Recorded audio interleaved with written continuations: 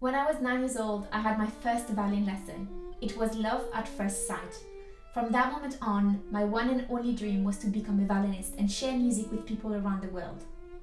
I just loved the feeling of the violin touching my neck, as if the music was going from my voice and getting transmitted through the violin.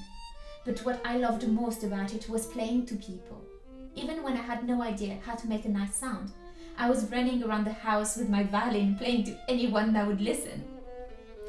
When I decided to become a violinist at 9 years old, I had no idea what I was getting myself into. I went in there without any preconceived ideas.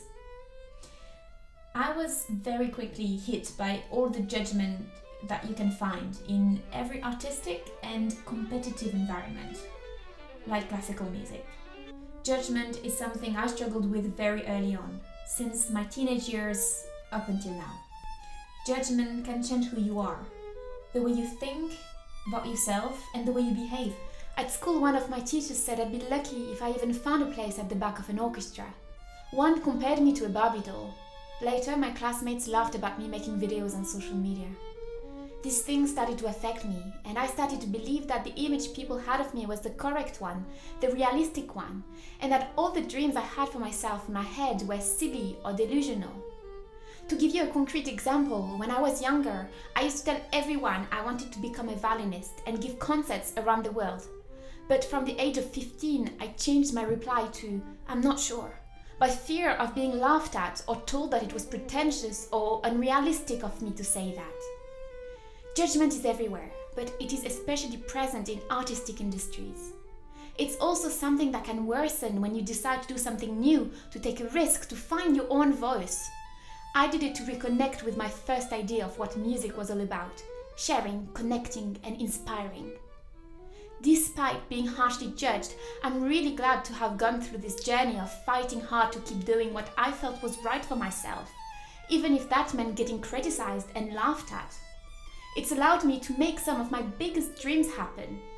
I also started to receive messages from people on social media saying that sharing my journey had helped to inspire them to keep going, or inspire them to start playing an instrument.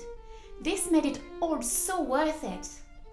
It's tiring, upsetting, and discouraging to be constantly told, especially as a young woman, what to do.